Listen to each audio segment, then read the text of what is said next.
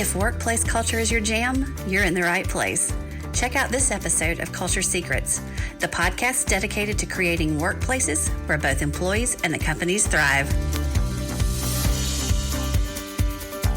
Being great at your job doesn't automatically prepare you to lead people who do it. Many new leaders earn their promotion because they're dependable, knowledgeable, and exceptionally good at getting good results. But once they step into management, the skills that make them standout employees aren't always the same skills that they need to build trust, address performance issues, delegate effectively, and create a team that can succeed without them doing everything themselves. And that transition can feel a lot like walking along a ledge. And it can also lead to an unstable or a deteriorating culture in the workplace. Today's guest is Tess Fyalka, is the founder of the Angle Coaching and Communication and the author of the award-winning book, Walking the Leadership Edge, the new leader's guide to building resilience and confidence at every step. Tess has spent years helping leaders and teams navigate challenging dynamics, strengthen communications, and develop the confidence to have the conversations that many managers would rather avoid. Her work focuses not only on what leaders need to do, but also on who they need to become as they grow into the responsibilities of leading others.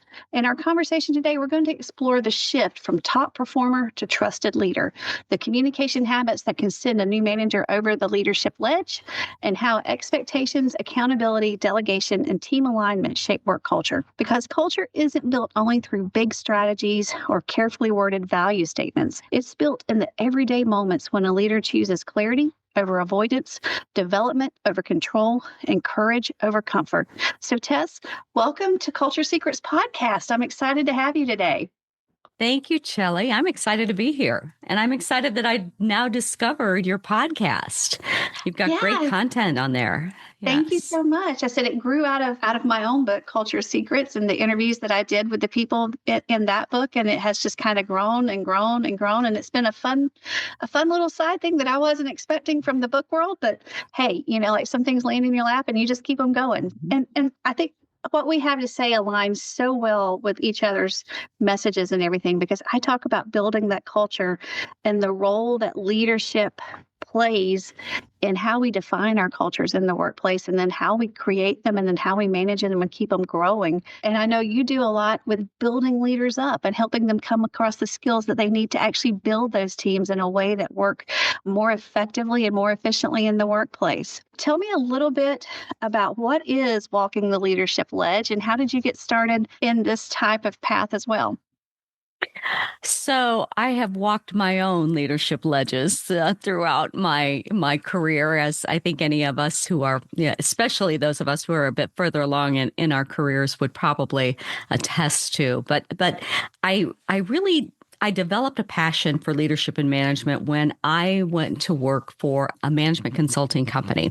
And now that was before that, my first career was in marketing and public relations. And like you, I got my master's in journalism, and I liked marketing and public relations, but I didn't love it. And I went off on my own. And one of the things that I discovered is that companies will spend all this money on marketing and public relations, but they won't train their team members to deliver on what it is they say. And so in that time, I began to transition into training and people development and organizational development. And as I said, where I really fell in love with all things leadership and management was when I was working for a management consulting company. I did that for 13 years. And it was just this epiphany around when you can set people up to succeed, when you can create a culture and an environment where people recognize that they are they are connected to something bigger than themselves. You establish clear expectations, you have solid communication, you create an environment where people are excited to come to work. They want to be there. I mean, there is so much magic that can happen. And it doesn't have to be a slog. It doesn't have to be, oh my gosh, work would be great if it weren't for the people, and it's like that is the worst thing when I hear someone say that. It's like, oh wow, you really should not be in a management or leadership position, because it is about connecting to the people and getting work done through people. But anyway, so that's sort of long answer to, I fell in love with leadership and management when I was working for the management consulting company. I went to work actually for one of my clients, and I set up their internal infrastructure around employee development and coaching and training and leadership development and onboarding. And I did that for about 10 years and then went back out on my own. I was on my own first time for 14 years, went back out on my own at the end of 23, because I just really wanted, you go to an organization and I had done what I came there to do. And so I was really ready I wanted to get out there and see if I could help other companies in this way and other organizations and other leaders in this way. And so that's how I got here. Always wanted to write a book. And it was in working with my coach as I was transitioning back into going back into business for myself. And my coach was just like, she was relentless. And she said, you have got to write this book. And, I was not going to rest until I wrote the book. And like I said, I've always wanted to write a book, and this is the book that emerged for me. And it's really focused on helping new leaders, and you decide what a new leader is, okay? Because we're all new leaders at various stages in our careers. But what I have found time and again is that the same issues occur over and over and over. And so what I wanted to do with this book is create something very practical, very tangible, very applicable to the key challenges that leaders face on their new leader journey, managers face on their new manager journey. And just really each chapter deals with a different topic around the key issues that they face. Long answer to your question there. No, I love it, because so much of what you said resonates with my own journey, and a lot of what sometimes we kind of fall into things because of what we do and what we experience and everything is like, I came from the same background, the journalism background and everything. I said, never thought I'd be leading a group of people and everything. I was always telling the stories. And so the other thing that I've learned too is that, stories make a great way to talk about our values and share what's important and build those teams. And then for years and years, I've worked in the utility industry. And so a lot of what you see in the utility industry is promoted based on tenure, based on skill. We can do the actual task and everything. And I know you kind of dive into that a little bit in your book and in what you do. And so maybe let's just kind of start there. So a lot of people are promoted into leadership because of either the length of time they've been someplace or the way that they perform a certain skill or they've reached a certain level of accomplishment. So what's the biggest mind shift that you think an employee should have when they become that person that is responsible for leading people and leading the team instead of I'm just showing up doing the work today? Yeah, and it really is. It is a big shift, and especially if we just talk about individual contributors, for example, and the individual contributor is really good at getting the work done. And so what the mindset shift for them, one of the big ones is, okay, now I have to get work done through others. And I have to articulate, what does success look like? What does good look like? What are the expectations that I have by virtue of the fact that we are together as a team here to be in service to the goals of the organization, the strategic plan of the organization. And it's not just about me and what do I have to get done, but how do I engage others so that we are together in collaboration in service to the bigger vision and goals of the organization. And so it's that going from this sort of narrow single focus to opening the aperture, if you will, and being able to have a bigger picture view of what really needs to be done and what's possible here. Yeah, I always tell people, if they can see the contribution they're making to the overall success of the organization, that's generally a big driver in getting everybody on that same page, headed that kind of way. Yes. And so I know your book uses the idea of walking the leadership ledge. So what are some of the common moments that make leaders feel like they're fixing to fall over that ledge? Oh, yeah. Oh gosh. And, and there are many, right?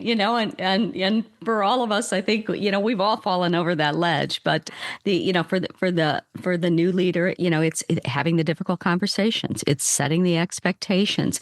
It's giving feedback. It's articulating the vision and connecting the team members to the bigger picture, to the bigger strategy, to the bigger goals. It is being able to explain what does good look like, and all of those things that go beyond me as an individual contributor, just focused on what I have to get done. So do you see it? Like, one of the things I've seen a lot, especially in my industry, is that it's hard for people to begin to rely on others to do things for them. Like, they're so used to, I control this, I do this, I make it happen, that it's hard for them to give up that I've got to trust my people to be able for them to do the things that maybe I used to do, that now that I'm in a leadership role, it's not my primary responsibility anymore. But yet after 20 years, that's what I've done. That's what I've done. That's what I've been responsible for. Any advice on somebody, maybe how do you go about deciding that, hey, I need to trust my people? They may not do it exactly the way I do it, but as long as it's getting done and the product is coming out the way we want it to, then that's okay. It doesn't have to be my way. Yeah. There are so many layers there, in terms of there's a lot that's happening with the whole idea of, delegation. Okay. So it's because I think that's really what you're speaking to, is it's like all of us know that that's important, and it's a good thing to do, and it's rarely executed well. And, in part because there's so many layers. First of all, to your point, it's like, well, I've been doing this for 20 years. I know how to do this. I know how it is done right.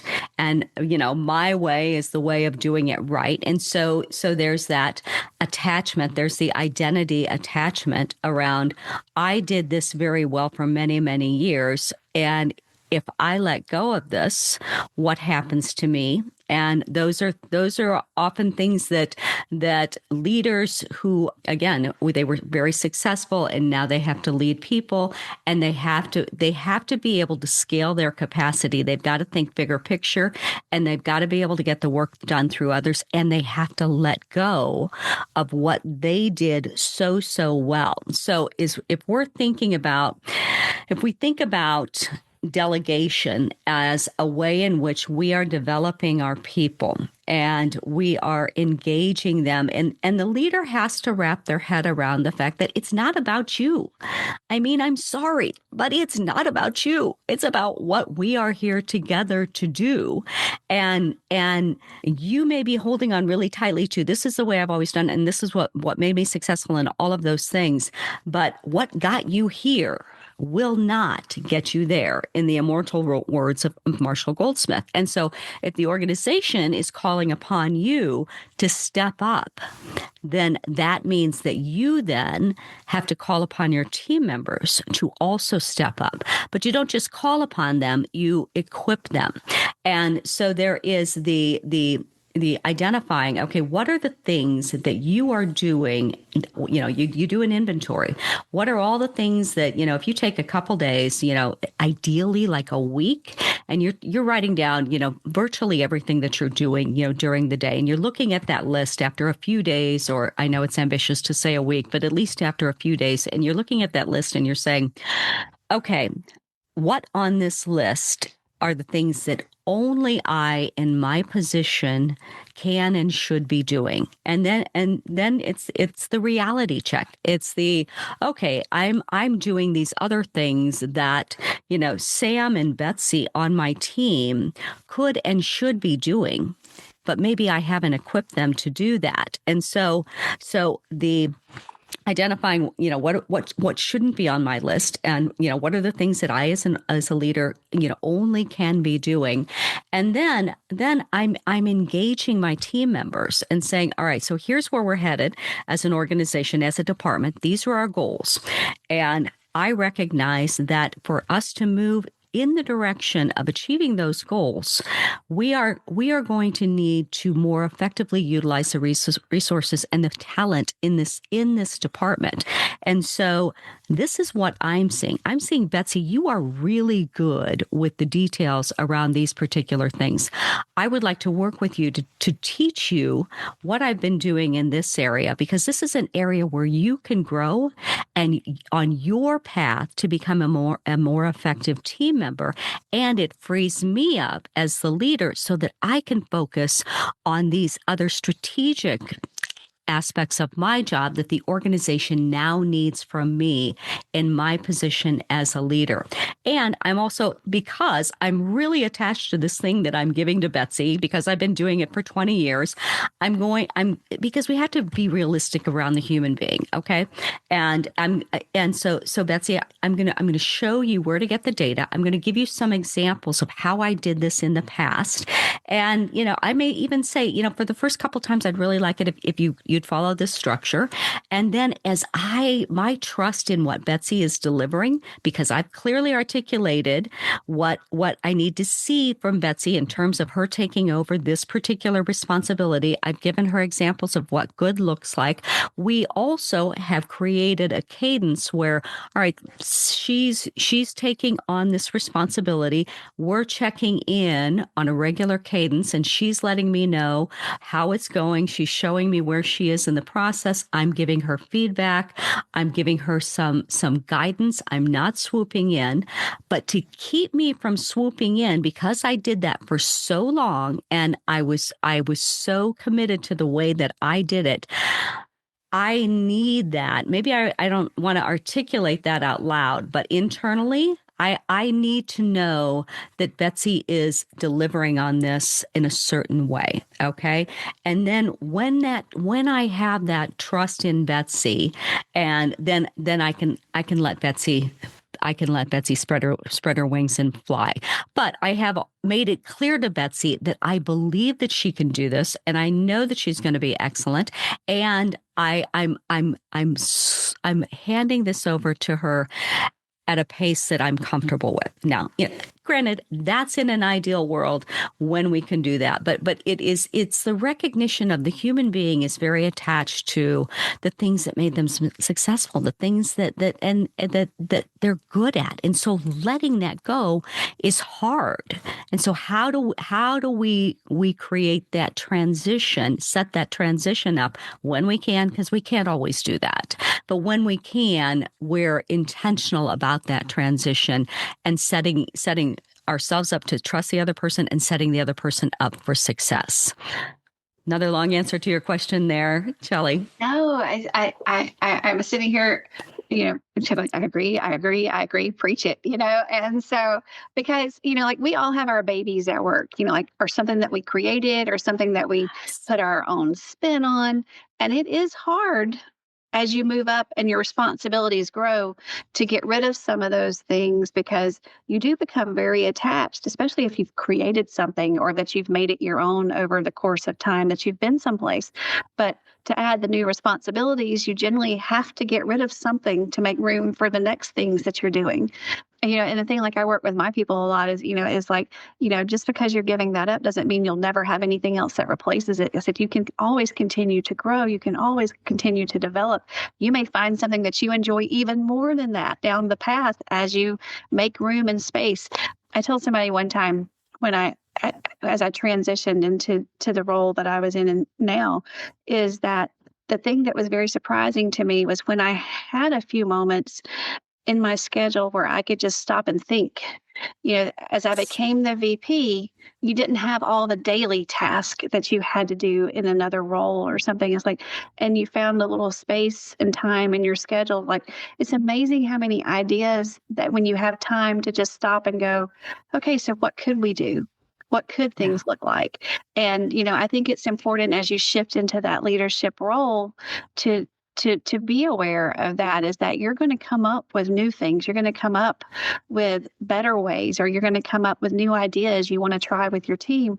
But if you haven't given other people opportunities, it's a misnomer, because you're not setting them up for success either, letting them shine, and you're not learning what their great talents are. One of the pieces of my value culture formula is that everybody has their unique skills and abilities, and sometimes you have to dive in and dig into it and see what those are.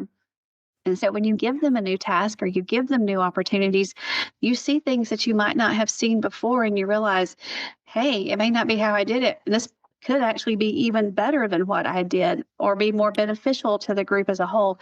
So I think what you said is so spot on. Another piece of my value culture formula I talk about is accountability.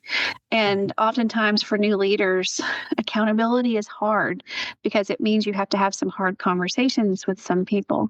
But then the other flip side of that is I don't always look at accountability as correction. Accountability can be ownership, so that somebody, you're giving them, I'm going to make you accountable for this. You're owning this now, so show me what you can do with that kind of thing. So talk a little bit maybe about, as a new leader moving into that role, having to design accountability for your team. How do you have those conversations? How do you approach maybe course corrections and things that build trust instead of maybe shattering your team? Yes. So there is a lot there. So let's look at, first of all, the idea that if I'm going to hold someone accountable, that I'm going to create a fissure in the relationship, that I'm going to do something that is damaging to the relationship. And that is, what I often refer to as the big lie, this idea that, oh, well, if I tell them this hard thing, then, it's going to make them uncomfortable, and, it's going to hurt the relationship. And in actuality there, we can tell ourselves that we're protecting the other person. In actuality, what we're doing is we're trying to protect ourselves, because we have told ourselves a story that this idea of holding them accountable, setting forth clear expectations, course correction is somehow negative. When in fact, we're hurting the other person more when we do not tell them how they can really succeed. It's the irony, because it's like all of us go to work and we want to do well. Okay, maybe not 99.999% of us, it's like, we don't go into the job seeking to do poorly. And so if my leader, my manager, my supervisor is not telling me what I need to do to succeed, they are doing me an enormous disservice in their effort to protect themselves from the uncomfortable conversation. And so in the book, I talk about Joseph. And so Joseph, and he's like just turned 50. He's a new leader because he just recently bought into this franchise. And he's so frustrated with his team members because they are not delivering customer service the way he believes they should be delivering customer service. But as we have a conversation, and I'm asking some questions about, tell me about how do you set forth the expectations? How do you give feedback? How do they know what good customer service looks like? Because your idea and my idea of good customer service may be very, very different. And clearly it's very different, his idea and his team member's idea. And so, and what Joseph says is, oh, yeah, I don't like to have those conversations. As if, telling them, what good customer service looks like in your business is one of those conversations, a negative conversation. And my joke is, well, that's like going to the restaurant and expecting the waiter to know how you want your steak prepared. All right. It's like, oh, I don't want to tell them. I don't want to offend them. And it's like, okay, well, they have to have the instruction for how you want your steak prepared so that they can deliver what you want. Similarly, your team members need to know what success looks like, what the expectations are, what good looks like, so that they can deliver on what you need and what you expect and what is in service to the organization. And it goes back to, it's not about you. It's about what are we here together to achieve. And when we can wrap our heads around that, okay, we are here together to provide the best possible customer service to the client. Okay, let's talk about what does that look like? And that is actually a great opportunity to co-create. Okay, how would you do this? Well, it doesn't just have to be my idea, but how can I engage the smart people who are on my team so that we're co-creating the magic of in this example, what great customer service looks like. All right, so there's that piece of it.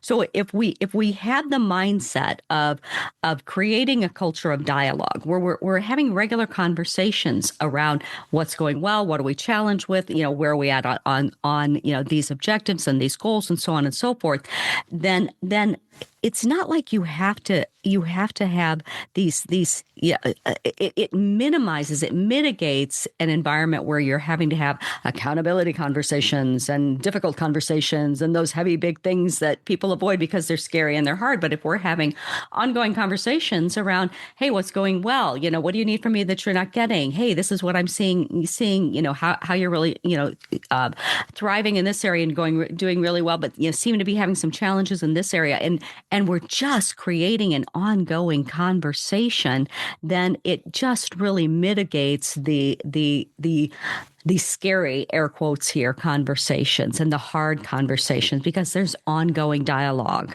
So I was making a couple of notes so I didn't forget things as you were talking. So one of the things you said is like, I do wish we all had the skill of mind reader as part of us. It's like we assume that people know what's going on in their heads all the time, because it's pretty clear to me, why do you not know this already? It's like we just assume they're all mind readers and know things. And like, you have to actually articulate those things so that people know what's going on.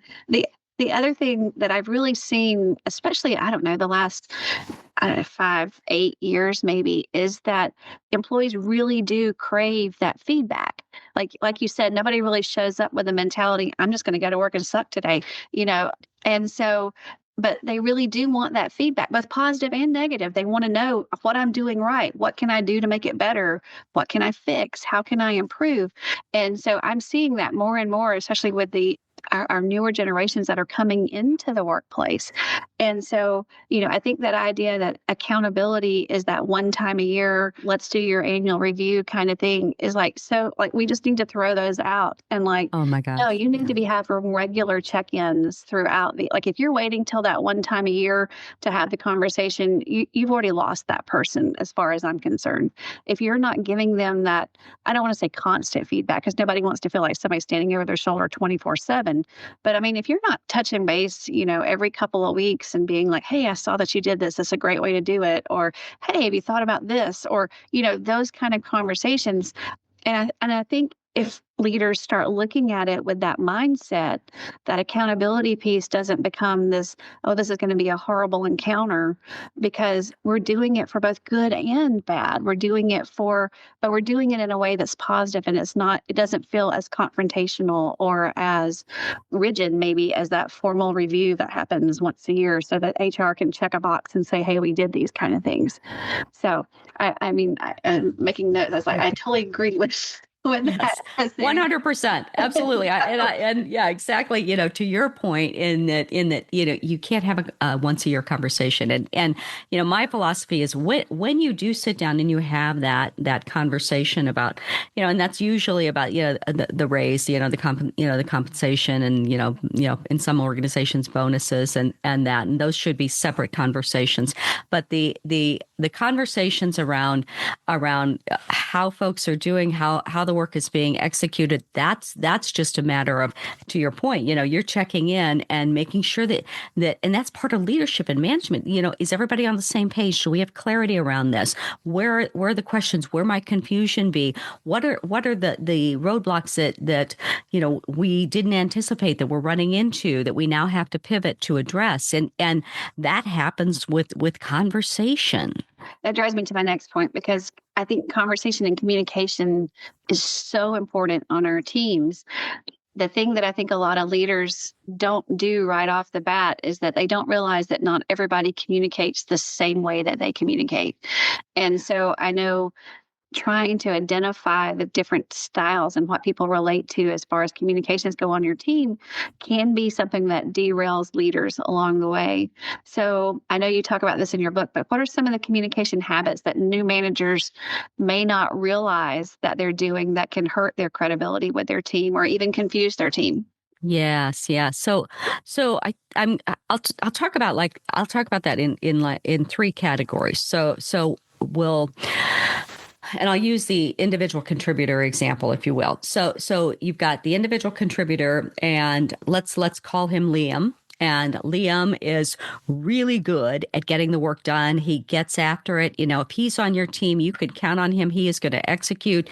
You ask him to do something and he is going to perform that. And it's going to be with excellence.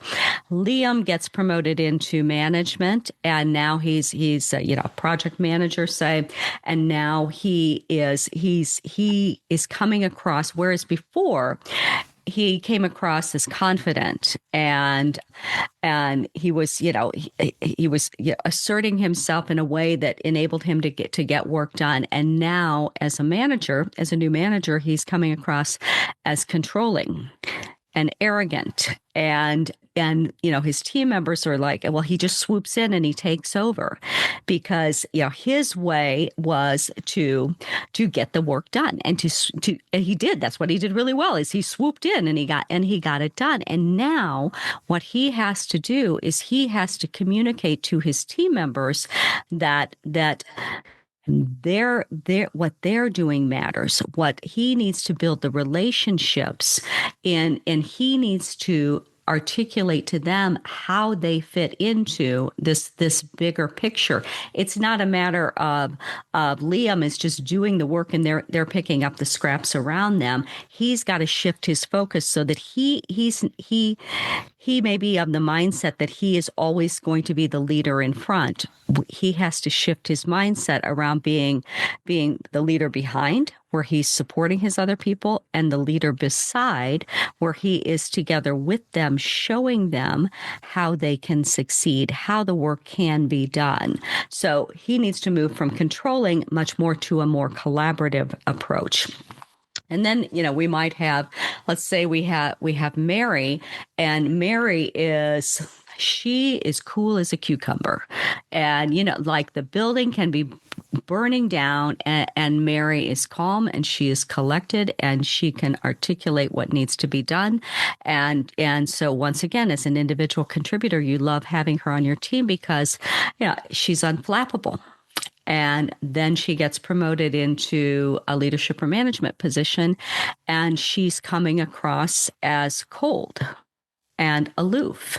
And so she may be very good at speaking truth, being very direct and very blunt, and it can come across as being very harsh and very cold. So once again, she too is struggling to connect with her people. So then the other communication style is that person who, let's see, we'll call him Sam, and everybody loves Sam and they want him on his team, and he volunteers for everything, and he's just a joy to be around, and he's never rocking the boat, and he's never questioning, and he's just making sure that everybody's okay and all of the things. And then Sam gets promoted into management or leadership, and Sam is really struggling to rock the boat, to set forth expectations, to have the hard conversations, because he's so used to being everyone's friend. And so he's coming across now what was fun and was sweet and was kind and he's just great to be around, is now coming across as passive, because he's not defining the expectations. He's not having the hard conversations, and he's just kind of like, yeah, whatever you think. And so those things, it's that recognition of again, what gets you here will not get you there. And so as you're developing as a leader and a manager, the communication styles that got you noticed and got you success and got you the success, earned you the promotion.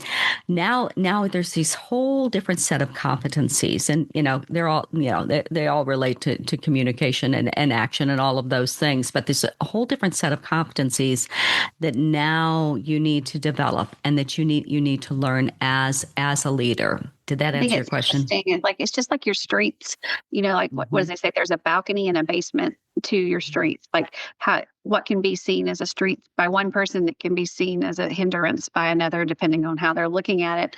Same thing with our communication styles. And so I think there's a lot to self-awareness as you become a leader. And I think, that's something we're not taught in school. We're not really taught. It's just something that you have to become. I have to be responsible and take some time to really look into what this says about me, what this, like why I react the way I do or that kind of thing, and take those moments for some self-reflection so that you can really see, oh, well, why this got me this way and why it's good. Here's how it can be a little bit bad, and I need to kind of strengthen this area too.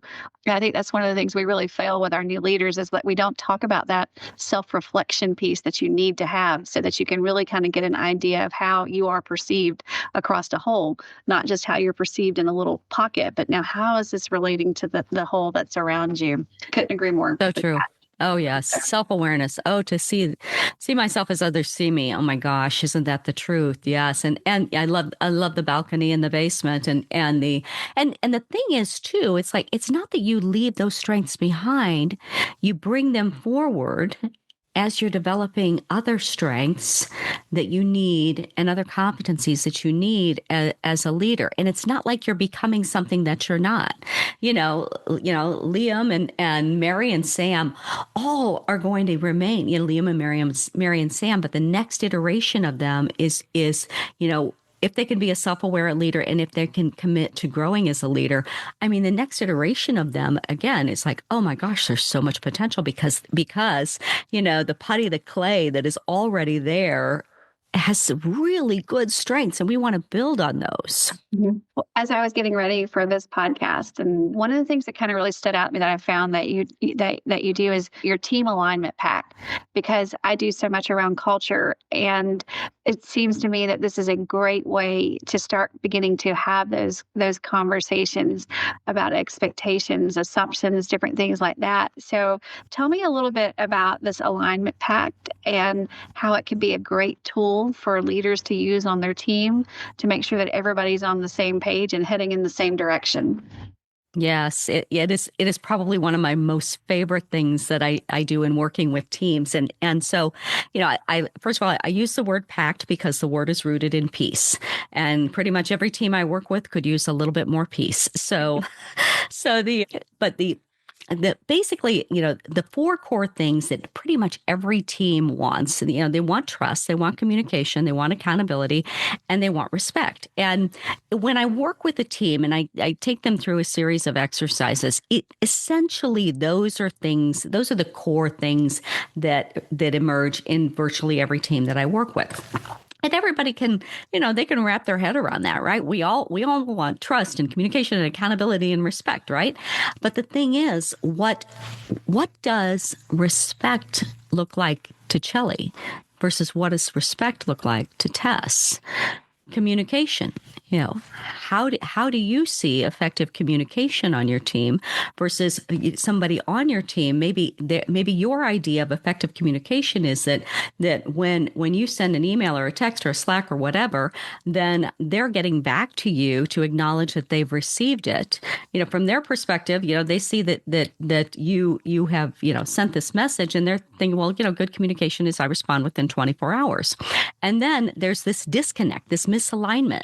And that breaks down trust. And then that you may feel disrespected because, well, they're not responding in a timely manner and all of those things. Okay. So the big buckets, we can agree that, pretty much we all want those things. But what does trust, communication, accountability, and respect look like in action on this team? How are we going to communicate? What is that going to look like? What are the parameters around that? And if I trust you, what am I seeing? And if you trust me, what are you seeing? And so in the team alignment process, we go through the exercises and we articulate, how is this team on this project going to work effectively together? And they outline, what those behaviors are, what they look like in action. And so they've got real clarity around, okay, this might be a pressure point or a stressor for Chellie. I didn't realize that.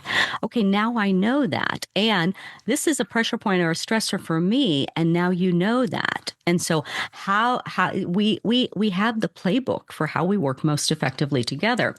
And now the team alignment session is the fun session. And it's like, oh, everybody's like, oh yeah, this and this. And yes, there's a lot of love in the room and they're having fun and all of those things, but it's the going back to the pact. At least once a month, we're pulling it out and we're having a conversation. Let's review it. And where are we crushing it? And we're really living the pact. And where are we falling down? And again, when it's about how are we most effectively working as a team, then we can have the conversation around the areas where we're breaking down. What's going on here? Is there some extenuating circumstance that caused a breakdown here? It's not a matter of, oh, well, John's a jerk and he just doesn't care. We love to point fingers and all, but what else might be going on there that caused, John or, Jane and Tom and Liam or whatever, to engage in behaviors that we are interpreting broke trust or broke communication. And we have those ongoing conversations. It's all rooted in the conversations. I'm not telling you anything you don't know. And looking at those conversations as the means through which we build the relationships and we help each other and we back each other up. It's not the means through which we point fingers and break each other down. I love that. And I couldn't agree more. I do the same kind of thing with the culture is based on values. But we all use these words, respect, integrity, all these kind of things, but they mean different things to different people and they show up different ways. So like for the culture side of things, I talk about what is the behavior that shows that. And so same thing on the communication side or the way that we're interacting, what shows that this is what we're doing and this is how I expect it to be and everything else. So I think it's really important that people put the meat behind it. It's not just the word. It's got to have the action. And so that's such an important piece of that. And so I'll kind of wind us up with if there's a new leader or leader in general right now that's listening today and they want to build a happier, more productive, more motivated team, what is one practical step that they could take this week that would start them on this path to making this team more cohesive? Curiosity. Yes. Seek first to understand and just ask questions and be genuinely curious. It's so powerful when we ask genuine questions of others and really want to know about them and what's important to them and what, how they see their contribution in the organization, how they see their future, how they interpret what success looks like. And it's just really, curiosity is, there's so much magic in being curious. You can't assume anything like it. And it makes you such a better leader when you get out and you talk to your people and see what's going on in their minds. Tess, this has been such a fun conversation today. Do me a favor and tell my listeners, how can they find out more about you? How can they connect with you and tell them about your book and where that they can find it? Sure. So connect with me on LinkedIn. You can also I encourage you to go to my book website, walkingtheleadershipledge.com. There's a quickie little 2-minute assessment there that you can take that kind of gives you a sense of, okay, where are you on this leadership journey? And a few practical things that you can do, that you can apply right away. And so walkingtheleadershipledge.com is one place you can connect with me. Like I said, LinkedIn. My book is available on Amazon.